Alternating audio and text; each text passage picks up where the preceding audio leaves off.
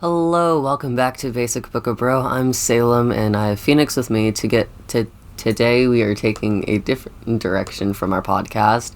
Normally, we used to read Bible stories and criticize them. They got kind of bland, though. We'll still do that, but we're not just going to read. We're going to start reading larger chunks and giving you summaries. Yeah, we didn't really like that. But today we're starting a new segment called Hyperactive Histories, where we have two topics to discuss. One, a really good book, which is going to come later. And two, olive oil. Olive oil, because it's short and we needed a pilot. Yeah, this is our pilot episode for Hyperactive History. And also it leads into the book later. It does lead into the book. This is a very strange episode, but don't worry, it'll be fine. I think we'll let Phoenix start with the history of olive oil. Yeah, okay, so olive oil comes from olives, which, as we know, come from olive trees. Not hard logic, but where do olive trees come from? Well, you see, the goddess Athena invented them for us, which was very kind, but also kind of vain, because she wanted a city named after her. But, like, good on her. Yeah, good on girl her. Boss, if I did. Dare I say girl boss. Well, it was a competition against Poseidon. And as we know, Poseidon's a little bit of a cock. Yeah, he's done some choice things. Choice. Did they have the choice of other people? Anyways, the way that we don't really know technically how olive trees came to be. Well, no, it's evolution. Evolution, yeah, but like trees, when... Fun fact, there is not a species for trees. Trees are just a thing. That's it. Yeah. Yeah. Yeah. Yeah. But we don't really have a timestamp of when they kind of came to be, really. At least I couldn't find one. Yeah. But we know that olive oil was invented in about 2500 BCE. Yeah. By Phoenicians, I think, which were, like, traders, who traded in the Mediterranean, and, like, they could travel a lot. They're known mostly for their stuff in Greece, but they've also done a bit of other things. Like trading in other places. And for those who don't know, real quick, BCE is now the thing that's before Common Era, as it used to be BC, before Christ and after Christ, but it's BCE and AF. Because Christ is just a freaking sassy bottom that doesn't know what he's talking about. Oh my god. Just like he takes after his father, who's a pillow princess, who, like, spreads facts without knowing what he's talking about. Yeah? Yeah. Yeah? Mm-hmm. Alright. Anyway, not really sure where olive oil was invented, other than the Mediterranean. It was probably somewhere in Hungary or Greece or something like that. The in-between. But, long time ago, kind of hard to find sources. Now, let's talk about the use of it, which is taken some... Very varied. Yeah, so originally it's like, yeah, we'll do it for libations and offerings to the gods. And cooking, obviously. Cooking fats are great. Oil lamps, that stuff. And lube. Lube. Yeah, it was used for lube. A lot. What did y'all think they were doing with all that olive oil? They had Eating a lot. It? Like, do y'all know anything about Greece? Like, it's... At all. Really gay. Like... What do you think fabric dye tastes like? We're not drinking my fabric dye. Anyway. But Greece was very gay. Yeah, Greece is very, very queer. And I say this as we also are very, very queer. Extremely. But, like, you don't have to take our word for it. Go talk to the Turkish. In, like, 1350... or 1356 or something like that, mid-1350s, they invented a sport, which is now their national sport, called Turkish oil wrestling. And it's what it sounds like. It's wrestling with oil, but it's way gayer than you would think. See, they start off, and they oil each other up as a sign of respect. It's a sign of respect, Obviously, it's a sign of respect. Yeah. Then they try and take off each other's pants. That's the objective of the game. Yeah. So it's just two oiled... very muscly men trying to take off each other's pants. I know, that's fruity if I've ever heard of it. Yeah. Gods. I mean, you know what? I don't mean to be offensive, but I don't make the rules. Actually, like, we do make the rules. No, we don't. No, that's we don't. A joke. We don't make the rules, but, like, it's... I don't know. To me, it seems extremely fruity. The videos of it are very homoerotic, if I'm being honest. Have you seen any? No, how many videos of this have you watched, Phoenix? Not many. Just enough to know what I'm talking about. Okay. Okay, sure. Well, okay, here's the thing. You can find them on YouTube because it's a national sport. We'll pretend I believe that. Anyway. Fun fact, watching Turkish oil wrestling is Phoenix's favorite pastime. No. It's learning about Iceland. True. We will do a mega episode about Iceland at some point. That'll be like 40 minutes long. Probably, yeah. Yeah. Ooh. Sweden and... Iceland. Ooh. Talk about That's going to be a whole arc. I know. Northern Europe, because we're so... Positive. So positive. We'll get into that later. Yeah. They've done crunchy things, but, like, so positive. But speaking of queer things in our media... And olive oil, which is Greek... Exactly. What a smooth transition we have there. Smooth as olive. Oh my gosh, wait. Fun fact, there's an olive oil mafia. Huh. Yes. Interesting. And there's also a rating system for olive oil. And extra virgin olive oil is like the best olive oil. Yeah. And like that just means that it's basically free of impurities and acids and like all of that stuff. But people will get like Good to know nobody's fucked my olive oil. Here's the thing. They might have done. Oh God. Because what they do, that was very... I know, but anyway, like reasonably so. Anyway, what they do is they get a small amount of extra virgin olive oil, probably like a few gallons or whatever, and add like a lot more not olive oil. Like they'll add cheaper oils, like vegetable oil or whatever, to like make it cheaper to produce. Because, you know, olive oil is expensive, and it's expensive to make. So if you can make that cheaper, you're gonna. Yeah. Anyways, back to my smooth ass transition. Yes. Queer things in media. I want to make olive milk. Sorry. You want to make olive? Continue. We can talk about it later. I finally picked up a book for the first time in 2 years.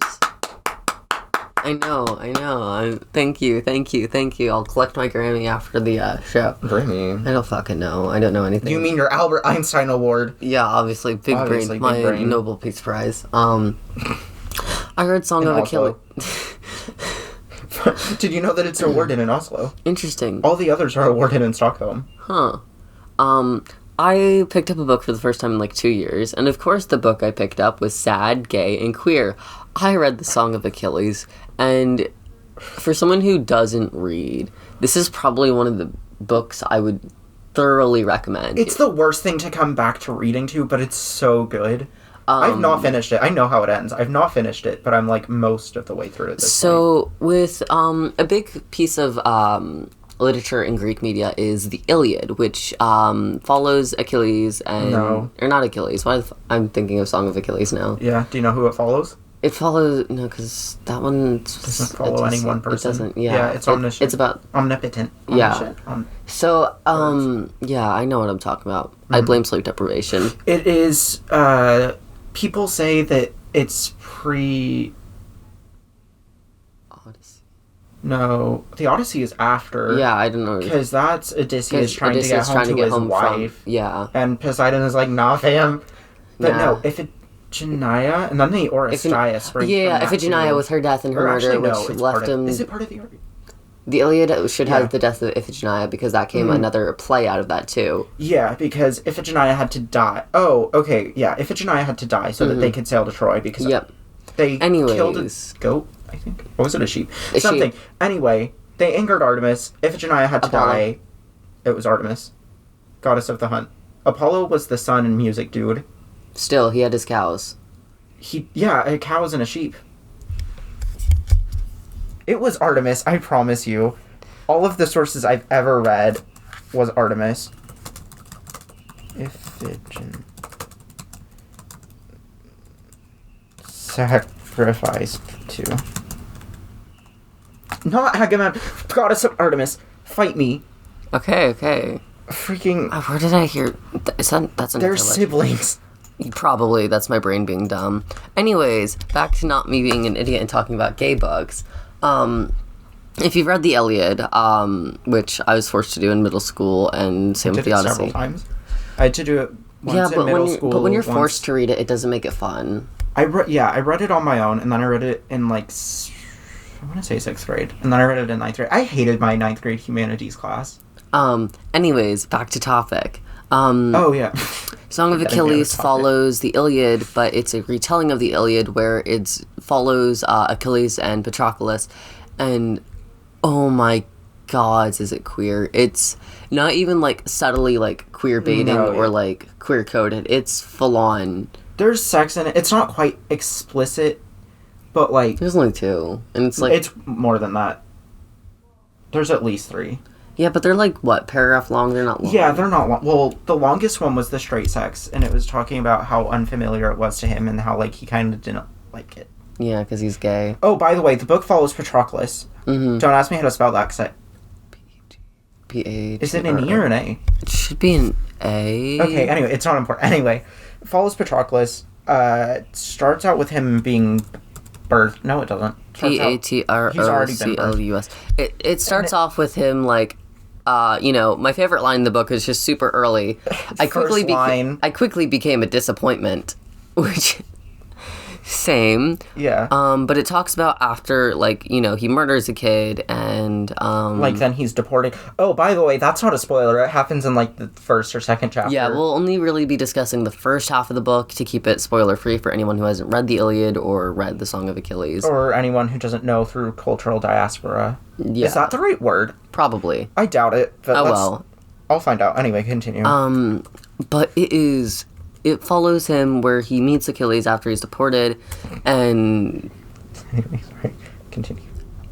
It's just, it is... Cultural diaspora is not the right word, but I don't know what it... Or diffusion. Continue. But you follow him as he falls in love with Achilles, and... Thank you, honestly, humans. don't we all? Anyway. We don't talk about my search history on AO3 right now. Continue. On va se pas. But it follows, what was I saying?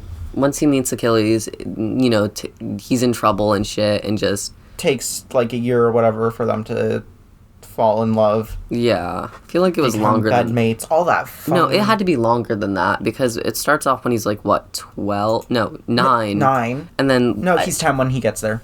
It was 2 years then, because I remember the part saying he was 12. Yeah, it was 2 years.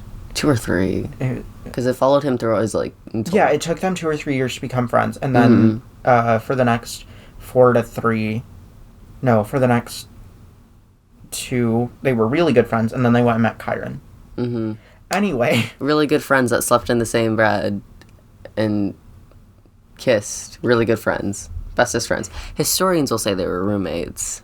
Yeah. Thank you, Phoenix, for that wonderful anyway. I'm so glad we don't video this. I've been considering it.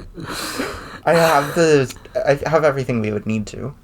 Yeah, but... We don't have a good setup, though. No, we don't. Well, nobody needs to... Set up my desk behind that backdrop. Wait. Yeah, that's true. But we could key it out and put in horrible images behind it. I know, right? Key it out. Anyway, it's been like... Have we finished talking about the book? Go read it. Basically, it's written by Magdalene Miller.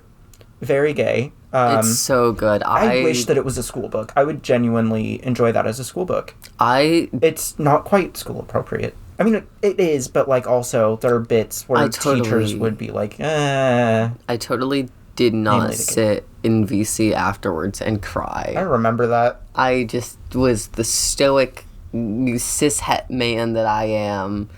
I'm neither of those things, by the way. Talk about your AO3 history again? Listen. Just because there's Achilles Patroclus shit in there, just because there... What else is my search history?